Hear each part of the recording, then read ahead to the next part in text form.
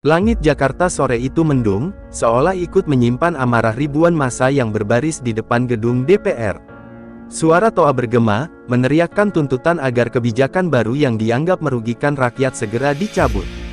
Di tengah lautan manusia, wajah-wajah mahasiswa tampak tegas, sebagian duduk sambil mengangkat poster, sebagian lain berdiri sambil mengibarkan bendera organisasi. Awalnya suasana terkendali. Polisi berbaris dengan tameng dan helm, berdiri berlapis-lapis menghadang pintu utama. Beberapa negosiator berusaha mendekati koordinator aksi, menawarkan jalur komunikasi. Namun orasi yang makin lantang justru memancing ketegangan. Setiap kata yang terlontar seperti bahan bakar yang memperbesar api di dada para demonstran. Tiba-tiba, dari arah samping gedung DPR, kerumunan kecil memecah konsentrasi massa. Sekelompok orang yang tak dikenali para mahasiswa mulai melempar batu ke arah rumah dinas salah satu anggota dewan. Kaca jendela pecah, suara teriakan bercampur dengan kepanikan. Dalam hitungan menit, kelompok itu merangsek masuk, menjara barang-barang di dalam rumah. Aksi damai berubah jadi ricuh. Polisi merespons cepat, gas air mata ditembakkan, membuat ribuan orang berlarian tak tentu arah. Mereka yang masih berusaha bertahan dipukul mundur dengan water cannon. Asap putih membumbung tinggi, menutup pandangan, menimbulkan batuk-batuk dan tangisan. Mahasiswa yang sejak awal hanya duduk berorasi ikut terbawa arus kepanikan. Di tengah kekacauan, aparat mulai menangkap orang secara acak. Mereka menyeret siapapun yang masih berada di lokasi, tanpa sempat memilah mana yang benar-benar terlibat kerusuhan dan mana yang hanya menjadi korban situasi. Puluhan bas polisi penuh sesak, berisi mahasiswa dengan wajah lebam dan pakaian berdebu. Media televisi menyiarkan langsung peristiwa itu. Reporter berteriak-teriak di tengah asap, menggambarkan suasana mencekam. Kamera menyorot seorang perempuan muda yang menangis histeris ketika melihat temannya diseret polisi. Di dunia maya, tagar asteris tagar bebaskan pendemo mendadak menjadi trending, disertai rekaman amatir yang menunjukkan tindakan represif aparat. Di rumah-rumah, para orang tua gelisah. Mereka mendapat kabar anak-anaknya hilang kontak setelah aksi. Telepon genggam yang tak bisa dihubungi menambah ketakutan. Beberapa orang tua berbondong-bondong mendatangi kantor polisi, berharap menemukan buah hati mereka masih hidup. Malam itu Jakarta tak lagi sekadar dipenuhi suara klakson dan deru kendaraan. Sirene ambulans meraung-raung, mengantar korban luka ke rumah sakit terdekat. Beberapa mahasiswa harus dirawat intensif akibat sesak napas terkena gas air mata. Sementara itu, rumah anggota DPR yang dijarah menjadi tontonan warga sekitar, lampu sorot polisi menyorot reruntuhan kaca dan pintu yang jebol. Kemarahan publik mulai meluas. Banyak yang menilai polisi gagal membedakan mana demonstran damai dan mana perusuh bayaran. Di televisi, analis politik bersuara lantang, menyebut ini sebagai potret buram demokrasi Indonesia. Mereka mengingatkan bahwa menangkap orang tanpa bukti jelas bisa menjadi bumerang bagi pemerintah. Di balik semua kegaduhan itu, nama Gibran mulai disebut-sebut. Sebagai wakil presiden muda, publik menunggu sikapnya. Sebagian berharap ia akan turun tangan, menegakkan keadilan bagi mereka yang ditangkap tanpa alasan jelas. Sebagian lagi ragu, apakah ia berani menentang arus keras aparat yang sudah bergerak. Malam itu, awan panas menggantung di atas Jakarta, menunggu keputusan yang akan mengubah arah cerita bangsa. Di dalam istana, suasana malam itu berbeda. Lampu kristal berpendar lembut di ruang rapat, tetapi hawa tegang membuat udara seakan berat. Presiden Prabowo duduk bersandar dengan wajah dingin, sementara Wakil Presiden Gibran tampak gelisah, menunggu laporan resmi dari Kapolri. Kapolri membuka map tebal berisi daftar nama orang-orang yang ditangkap. Suaranya terdengar pelan, hampir berbisik, seakan takut mengguncang suasana. Sebagian besar yang diamankan hanya mahasiswa. Kami belum menemukan bukti keterlibatan mereka dalam penjarahan, katanya. Ia berhenti sejenak, lalu melanjutkan dengan nada lebih berat, tapi ada rekaman CCTV yang jelas menunjukkan sekelompok orang menghancurkan rumah dinas salah satu anggota DPR. Gibran mengernyit. Ia memandang ke arah Kapolri, lalu menoleh pada Presiden. Kalau begitu kenapa semuanya masih dikurung? Apa tidak bisa dibedakan? Tanyanya. Pertanyaan itu memecah keheningan. Beberapa pejabat saling berpandangan, namun tak ada yang berani langsung menjawab. Presiden Prabowo hanya menatap lurus ke depan, seakan memberi ruang bagi Gibran untuk menekan. Kapolri terlihat ragu. "Pak, kami khawatir bila mereka dilepaskan sekarang, publik menilai polisi lemah. Demonstrasi berikutnya bisa semakin liar." Ucapan itu membuat Gibran menarik napas panjang. Ia sadar alasan yang dikemukakan lebih condong ke citra ketimbang hukum. "Wibawa aparat bukan soal menahan yang tak bersalah," ucapnya perlahan tapi tegas. "Wibawa sejati lahir dari keadilan." Kalimat itu menusuk seperti belati, membuat beberapa menteri menunduk. Di meja rapat, suasana semakin panas. Jaksa Agung yang sedari tadi diam akhirnya ikut bicara. "Secara hukum, jika memang tidak ada bukti, mereka harus dibebaskan. Tapi keputusan politik seringkali lebih rumit daripada hitam putih." Kata-katanya seperti penegasan bahwa hukum dan kekuasaan berjalan beriringan, meski tak selalu selaras. Gibran tak bergeming. Ia tahu pandangan publik kini tertuju padanya. Rakyat menunggu jawaban. "Kita tak bisa menunda terlalu lama. Apakah negara ini ingin terus terlihat menindas orang-orang yang bersuara?" Suaranya meninggi, membuat beberapa kepala otomatis terangkat. Kapolri berusaha memberi penjelasan lain, mengingatkan risiko bila keputusan terburu-buru diambil. Namun Gibran memotong dengan tangan terangkat. "Risiko lebih besar jika rakyat merasa hukum tidak berpihak pada mereka. Kita sedang menghadapi masalah kepercayaan. Kalau itu runtuh, siapa yang bisa menjamin negara tetap kokoh?" Presiden Prabowo akhirnya angkat bicara, suaranya berat dan dalam. "Bran, kau harus sadar. Langkah ini akan menimbulkan reaksi keras dari parlemen. Mereka sudah murka karena rumahnya dijarah. Bila kau memutuskan pembebasan, mereka bisa menyerang balik, bukan hanya ke aparat, tapi juga ke pemerintah." Namun Gibran menatap ayah mertuanya itu tanpa gentar. "Saya tahu, Pak, tapi rakyat lebih penting daripada kursi nyaman di Senayan. Kalau kita terus memelihara ketidakadilan, justru itulah yang akan menghancurkan negara." Kata-kata itu membuat ruangan kembali senyap. Beberapa pejabat menunduk, ada yang terdiam lama, seakan mencoba mencerna dampak ucapan wakil presiden muda itu. Keberaniannya jelas terlihat, bahkan di hadapan orang-orang yang lebih berpengalaman dalam permainan kekuasaan. Malam itu, rapat ditutup tanpa keputusan bulat. Namun satu hal pasti, Gibran sudah menancapkan sikap. Ia tak ingin membiarkan rakyat kehilangan kepercayaan pada hukum. Dan di luar sana, ribuan orang masih menunggu, berharap kabar baik dari balik dinding megah istana. Keesokan harinya, udara Jakarta masih beraroma sisa gas air mata. Jalanan sekitar DPR dipenuhi coretan dinding bertuliskan, "Bebaskan kawan kami," dan "Hukum bukan alat kekuasaan." Para mahasiswa kembali berkumpul, kali ini dengan jumlah yang lebih besar. Mereka duduk di sepanjang jalan, menyanyikan lagu-lagu perjuangan, sementara para orator berdiri di atas mobil bak terbuka, menyerukan pembebasan rekan mereka yang masih ditahan. Di tengah kerumunan, wajah-wajah letih tapi penuh tekad menyala. Sebagian besar dari mereka bukan hanya marah karena kebijakan DPR, melainkan juga karena perlakuan aparat. "Kami tak akan pulang sebelum semua teman kami bebas," teriak salah satu orator, membuat ribuan massa bersorak kompak. Sementara itu, di kampus-kampus besar, solidaritas terus meluas. Spanduk-spanduk dipasang di gerbang utama, dosen-dosen ikut menandatangani petisi, dan orang tua mahasiswa mulai turun ke jalan. Suara tangisan seorang ibu yang kehilangan kabar anaknya menambah dramatisasi perlawanan. Media menyiarkan adegan itu berulang kali, membuat simpati publik semakin menguat. Di media sosial, percakapan publik meledak. Tagar asteris "Tagar bebaskan pendemo" melesat ke posisi teratas trending dunia. Rekaman amatir yang memperlihatkan polisi menangkap mahasiswa tanpa alasan jelas beredar luas, memicu komentar pedas dari aktivis dan tokoh masyarakat. Bahkan beberapa artis ikut bersuara, menambah sorotan terhadap pemerintah. Gibran memantau semua perkembangan itu dari ruang kerjanya. Ia menatap layar ponsel, membaca komentar rakyat yang menagih tanggung jawab. Di balik matanya yang tenang, ada gelombang kegelisahan yang tak mudah diredam. Ia tahu setiap menit yang terbuang tanpa keputusan hanya memperburuk citra pemerintah. Di sisi lain, DPR mulai menggelar rapat tertutup. Beberapa anggota dewan mendesak agar polisi tidak tunduk pada tekanan massa. Mereka menuduh mahasiswa telah menjadi alat provokasi, bahkan ada yang menyebut demonstrasi ini didalangi pihak asing. Suara marah dan ancaman hukum pun menyeruak, menambah panas situasi politik. Di tengah silang pendapat itu, Kapolri menghadapi dilema. Aparat di lapangan sudah kelelahan, moral menurun, dan publik semakin membenci mereka.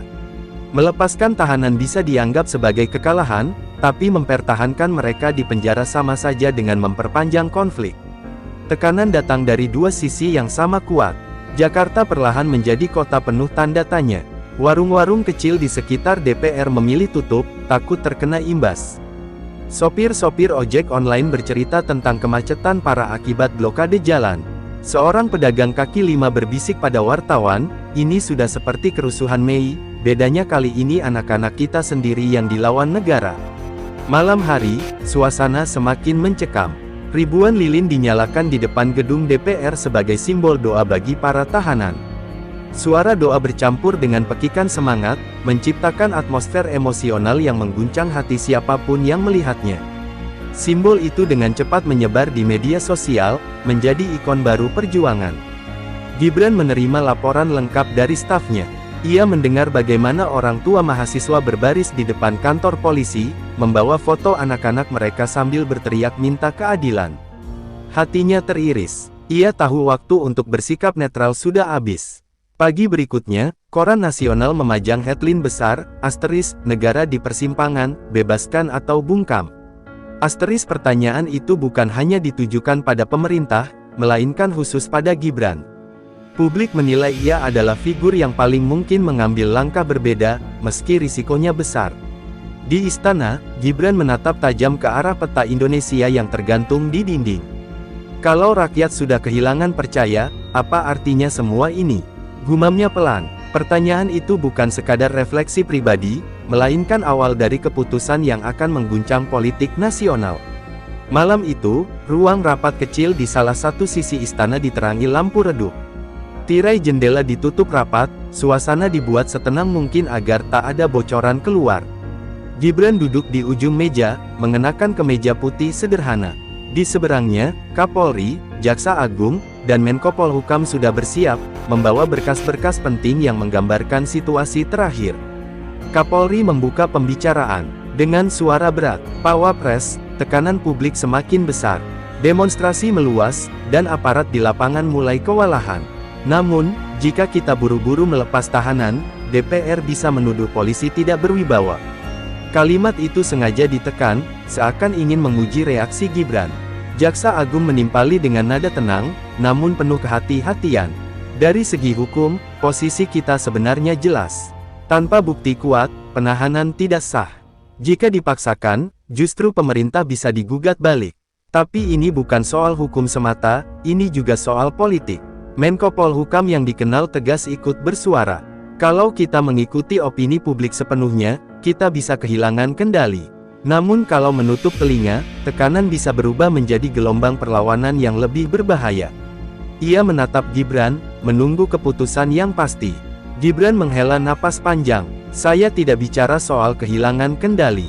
Yang saya bicarakan adalah kehilangan kepercayaan. Kalau rakyat merasa hukum hanya tajam ke bawah, semua institusi kita akan runtuh. Kalian bisa bayangkan apa yang terjadi bila mahasiswa dari seluruh kota turun bersamaan." Kapolri mencoba menyela. "Kami bisa menambah pasukan, Pak." Namun Gibran langsung menoleh cepat. "Pasukan hanya menambah ketakutan. Saya tidak mau negara ini diingat rakyatnya sebagai penindas, bukan pelindung." Kata-katanya membuat suasana meja rapat semakin berat. Jaksa Agung mengangguk kecil, seakan mendukung ucapan itu. "Kalau kita bebaskan yang tak bersalah, rakyat akan menghargai langkah ini. Mereka yang benar-benar menjarah tetap bisa diproses, dengan bukti nyata, bukan asumsi." Namun Gibran justru melangkah lebih jauh. "Bahkan yang menjarah pun harus kita lepaskan. Jika tidak, publik akan terus curiga bahwa hukum hanya digunakan untuk melindungi pejabat. Percayalah, kalau anggota DPR dirugikan, ganti rugi bisa dicari. Tapi kalau kepercayaan rakyat hilang, tidak ada yang bisa menggantinya." Pernyataan itu membuat Kapolri terdiam lama. Ia sadar instruksi semacam itu bukan keputusan kecil. Melepaskan pelaku penjarahan bisa memicu kemarahan besar dari parlemen. Namun mata Gibran tak bergeser sedikit pun, penuh keyakinan. Menko Polhukam akhirnya berkata lirih, kalau kita ambil langkah ini, konsekuensinya jelas. DPR akan marah, mungkin menyerang balik dengan isu politik. Tapi bila Anda yakin, kami siap menjalankan. Gibran mengangguk perlahan, lalu bersandar di kursinya. Saya tidak meminta kalian siap, saya meminta kalian percaya bahwa rakyat lebih penting daripada ketakutan kita pada politisi. Hukum seharusnya melindungi semua, bukan segelintir. Pertemuan itu berakhir dengan kesepakatan samar, namun arah sudah jelas. Keputusan Gibran bukan sekadar kebijakan darurat, melainkan sebuah langkah yang bisa mengubah wajah politik Indonesia. Di luar ruangan, malam Jakarta terasa makin sunyi, seolah menunggu badai yang akan segera pecah. Pagi itu, halaman Polda Metro Jaya dipenuhi wartawan dari berbagai stasiun televisi. Kamera, mikrofon, dan lampu sorot menunggu momen penting yang sudah diberitakan sejak dini hari, keputusan Wakil Presiden Gibran terkait tahanan demonstrasi. Suasana tegang, udara Jakarta yang lembab terasa makin sesak oleh desakan kerumunan. Di tengah sorotan, mobil dinas berplat RI tiba. Gibran turun dengan wajah serius, menyalami beberapa pejabat yang sudah menunggu. Tak ada senyum basa-basi, hanya langkah cepat menuju podium yang telah disiapkan. Para wartawan segera mengangkat kamera, berharap setiap kata yang keluar akan menjadi headline. Negara ini berdiri di atas hukum, ucap Gibran dengan suara lantang. Dan hukum tidak boleh menahan orang yang tidak bersalah. Oleh karena itu, saya instruksikan pembebasan seluruh mahasiswa dan warga yang kemarin ditangkap tanpa bukti keterlibatan dalam kerusuhan. Riuh tepuk tangan dan teriakan dukungan langsung terdengar dari luar pagar, tempat massa berkumpul. Kapolri yang berdiri di sampingnya tampak kaku, namun ia mengangguk sebagai tanda siap menjalankan instruksi. Kamera menyorot wajahnya yang tegang, seakan menyembunyikan pergolakan batin. Namun keputusan itu sudah bulat, pintu tahanan harus segera dibuka. Tak lama kemudian, gerbang besi terbuka. Satu persatu mahasiswa keluar dengan wajah lelah, sebagian masih dengan pakaian lusuh akibat aksi. Tangis keluarga pecah ketika mereka berlari memeluk anak-anaknya. Beberapa aktivis mengangkat tangan ke udara, meneriakkan yel-yel kemenangan. Suasana berubah haru sekaligus penuh semangat. Namun kejutan sesungguhnya muncul ketika Gibran menambahkan pernyataannya. Mereka yang kemarin dituduh menjarah rumah anggota DPR pun saya minta dibebaskan. Negara ini tidak boleh terlihat hanya melindungi pejabat, sementara rakyat dijadikan kambing hitam. Kalimat itu sontak membuat ruangan riuh. Wartawan saling bertukar pandang, lalu buru-buru mengirim breaking news ke redaksi. Media sosial pun meledak. Ada yang memuji keberanian Gibran, ada pula yang terkejut karena langkah itu dianggap terlalu berani. Namun bagi ribuan massa di luar, keputusan itu bak angin segar setelah berhari-hari penuh ketegangan. Di sisi lain, beberapa anggota DPR yang menyaksikan siaran langsung dari televisi langsung melempar amarah di ruang rapat internal. Ini pelecehan. Bagaimana mungkin perusak rumah kita dilepas begitu saja? Teriak seorang legislator senior. Perdebatan sengit pun pecah, menandai awal gelombang baru konflik politik. Sementara itu, mahasiswa yang baru saja bebas langsung kembali ke jalan dengan semangat yang lebih besar. Mereka tak hanya berterima kasih, tapi juga mengibarkan poster bertuliskan, Gibran bersama rakyat. Dukungan publik semakin deras, menempatkan dirinya di posisi yang sulit disentuh oleh lawan politik. Namun Gibran tahu badai baru saja dimulai. Keputusannya telah menantang kepentingan banyak pihak, terutama para elit DPR. Ia bisa merasakan tekanan itu, namun tekadnya sudah tertanam. Lebih baik saya dimusuhi penguasa daripada ditinggalkan rakyat, gumamnya dalam perjalanan pulang. Malamnya, televisi menayangkan liputan khusus. Rekaman mahasiswa memeluk orang tuanya berulang kali diputar, membuat publik terhanyut. Namun di pojok layar, berita kilat juga muncul, asterisk DPR akan memanggil Kapolri terkait pembebasan tahanan. Asterisk bayangan konflik antara eksekutif dan legislatif semakin nyata. Hari itu berakhir dengan dua wajah berbeda. Di jalanan, rakyat merayakan kemenangan kecil, sementara di gedung parlemen, bara kemarahan semakin menyala. Gibran berdiri di tengahnya, sadar bahwa satu langkah yang ia ambil telah mengubah peta kekuasaan di negeri ini. Keputusan Gibran membebaskan seluruh tahanan langsung mengguncang ruang publik. Sejak pagi, Stasiun televisi tak berhenti menayangkan adegan mahasiswa yang keluar dari tahanan sambil dipeluk keluarganya. Di media sosial, foto-foto itu menjadi simbol harapan baru, pemimpin muda yang berani melawan arus demi keadilan. Di kampus-kampus, suasana terasa berbeda. Mahasiswa yang sebelumnya murung kini penuh energi. Mereka mengadakan diskusi terbuka, membicarakan sikap politik Gibran. "Inilah pemimpin yang kita tunggu," ujar seorang mahasiswa hukum, disambut tepuk tangan teman-temannya. Poster bertuliskan asteris, "Terima kasih, Gibran," asteris dipasang di gerbang masuk. Namun di gedung DPR, nada yang terdengar sangat kontras. Sejumlah anggota dewan berkumpul dalam rapat darurat. Wajah-wajah tegang memenuhi ruang sidang, suara marah bergantian terdengar. "Apa Gibran ingin mempermalukan kita di depan rakyat?" kata seorang legislator dengan nada meninggi. Yang lain menimpali, "Kalau ini dibiarkan, wibawa parlemen habis." Ketegangan meningkat ketika ada usulan agar DPR menggelar hak angket untuk memeriksa keputusan tersebut. Wacana itu beredar cepat, menjadi bahan pembicaraan media. Banyak yang menilai DPR sedang mencari cara balas dendam, bukan memperjuangkan keadilan. Di luar gedung parlemen, rakyat bereaksi keras. Sejumlah organisasi masyarakat turun tangan, menyatakan dukungan terhadap langkah Gibran. Mereka berbaris di jalan dengan spanduk besar bertuliskan, asteris, "Hukum untuk semua, bukan untuk elit." Asteris kehadiran mereka membuat isu ini bukan lagi sekadar soal mahasiswa, melainkan persoalan nasional. Kapolri berada dalam posisi sulit. Ia harus menjalankan instruksi wakil presiden, namun juga menerima tekanan kuat dari parlemen. Wartawan mengepungnya dengan pertanyaan tajam, tetapi jawabannya singkat. "Kami menjalankan kebijakan negara. Semua sesuai prosedur." Wajahnya tampak kaku, seolah menahan badai di dalam diri. Sementara itu, Gibran memilih bersikap tenang. Ia tak banyak bicara di media, hanya mengunggah satu kalimat di akun resminya, asteris, "Negara tidak boleh menakuti rakyatnya." Asteris kalimat sederhana itu disukai jutaan orang, dibagikan ribuan kali, dan dijadikan slogan baru di jalanan. Di rumah-rumah, percakapan rakyat berubah. Para orang tua yang dulu khawatir kini tersenyum lega. Pedagang kaki lima merasa lebih berani membuka lapaknya. Sopir angkot bercerita pada penumpangnya, "Jarang ada pejabat yang peduli kayak gini. Biasanya mereka diam aja." Suasana kepercayaan mulai tumbuh, meski tipis. Namun tak semua menyambut dengan senyum. Beberapa kelompok elit merasa langkah Gibran adalah ancaman serius. Mereka khawatir popularitasnya akan melonjak terlalu cepat, mengganggu keseimbangan kekuasaan. Bisik-bisik tentang strategi menjegalnya mulai terdengar di ruang-ruang rapat tertutup. Presiden Prabowo menyimak perkembangan itu dengan ekspresi sulit dibaca. Di hadapan para menterinya, ia hanya berkata singkat, "Biarkan Gibran belajar menghadapi badai.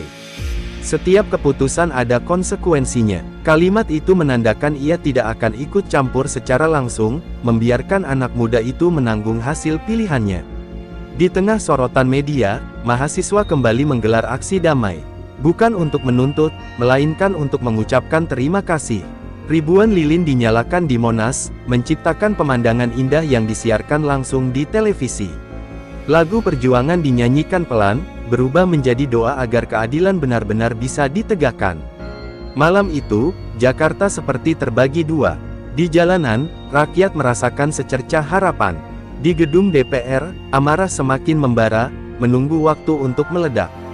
Gibran berdiri di tengah pusaran itu, tahu bahwa langkah berikutnya akan menentukan apakah ia akan menjadi pahlawan rakyat atau target politik yang harus dijatuhkan. Keesokan harinya, suasana Senayan semakin panas. DPR resmi mengumumkan pembentukan panitia angket untuk memeriksa keputusan Gibran. Media menyiarkan langsung rapat paripurna, wajah-wajah politisi penuh amarah menghiasi layar kaca. Beberapa bahkan terang-terangan menyebut langkah Gibran sebagai bentuk pembangkangan konstitusi.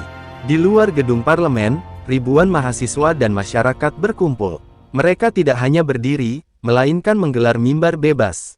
Orasi demi orasi menggema, menolak segala upaya menjatuhkan wakil presiden. "Kami akan jaga Gibran dengan tubuh kami sendiri," teriak seorang mahasiswa, membuat lautan massa bersorak. Gibran sendiri memilih sikap kalem. Ia hadir dalam sebuah konferensi pers sederhana di Istana Wakil Presiden. Tanpa banyak basa-basi, ia menegaskan, "Saya tidak menentang hukum, saya menentang ketidakadilan. Jika DPR ingin memeriksa saya akan datang dengan kepala tegak." Pernyataan itu langsung viral, dianggap bukti keberaniannya. Di balik layar, sejumlah tokoh senior politik mulai mengambil sikap. Ada yang mendukung diam-diam, ada pula yang terang-terangan mengecam. Seorang mantan ketua MK bahkan berkata di televisi, "Keputusan Gibran memang kontroversial, tapi membuka pintu bagi reformasi hukum yang lebih adil."